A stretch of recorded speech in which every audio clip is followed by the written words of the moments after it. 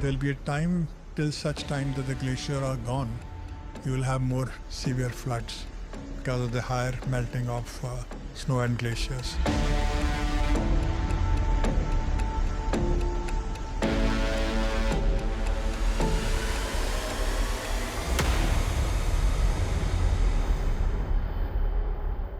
The Himalayas support over 10 major rivers in South and Central Asia, along with the livelihoods of almost a quarter of the world's population. Often referred to as the third pole and also the water tower of Asia, the Himalayas are losing their ice cover at a rate of almost 17% annually, primarily owing to global warming that is likely to increase average global temperatures by up to 2 degrees centigrades by the turn of the century. Maybe 50 years, 60 years. By the end of the century, the way they are getting they are getting depleted. They are getting divided into smaller glaciers. So the number of glaciers are increasing because of the fragmentation. So that is a good indicator that there is a higher melting which is taking place. And in the past, there was melting taking place, but at the same time, the snow was also getting accumulated. So the mass balance was there.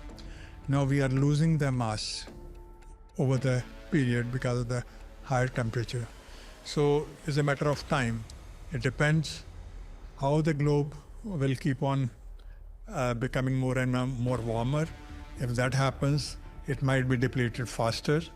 If all the people of the globe, they take actions to really reduce the emissions, and the temperature is restricted within 1.5 degrees or below 2 degrees, then it might be delayed for further. It is inevitable the way things are going. You are also seeing that the ice is being melted from the poles also. So this is someday is the third pole. A similar thing is going to happen here. The result: catastrophic climate shifts, floods, cloudbursts, avalanches, landslides of intensities never seen or heard of before, and a fast depleting water table of the entire Himalayan basin. Given the fact that the impact of climate change is affecting communities in a manner and scale which has been unseen and unheard of before, I would say it is imperative as of yesterday for us to absorb, for us to inculcate policies, measures, and our own mental drive to see how we are able to contribute for a better sustained manner in which our mountain range of the Himalayas can be treated. The worst affected are the rivers that are drying up extremely fast. To borrow from the pages of Hollywood scripts, one can say that the person who will witness completely dried up Himalayan rivers has already been born.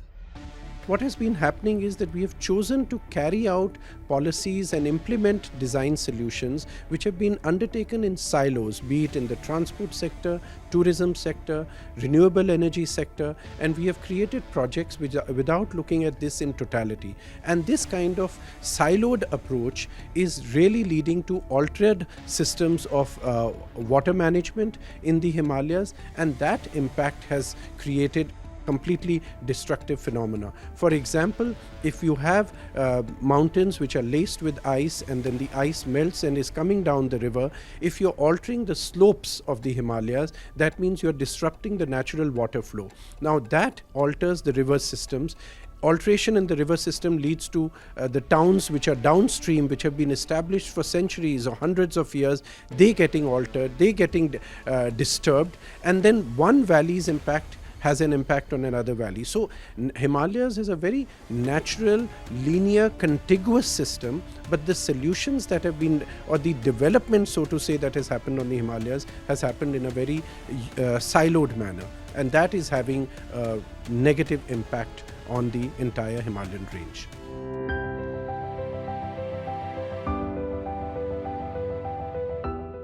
Chief Minister of Arunachal Pradesh, Mr. Pema Khandu, drew attention towards the looming threats to the vast biodiversity of the state of Arunachal Pradesh as a result of infrastructure developments across the border, China. which is constructing a massive 60,000 megawatt hydropower project on the Yarlung Zangbo, which is Brahmaputra in India, in Tibet's Midong County, which is near the Arunachal Pradesh border. Set for completion by the 2030s, this $170 billion 5-cascade dam project will be the world's largest. अभी Tibet जो है is under China, and you all are very much well aware that in the Great Bend, or no, just in the Meadow County, just near to Arunachal Pradesh, China is planning a very big hydropower project.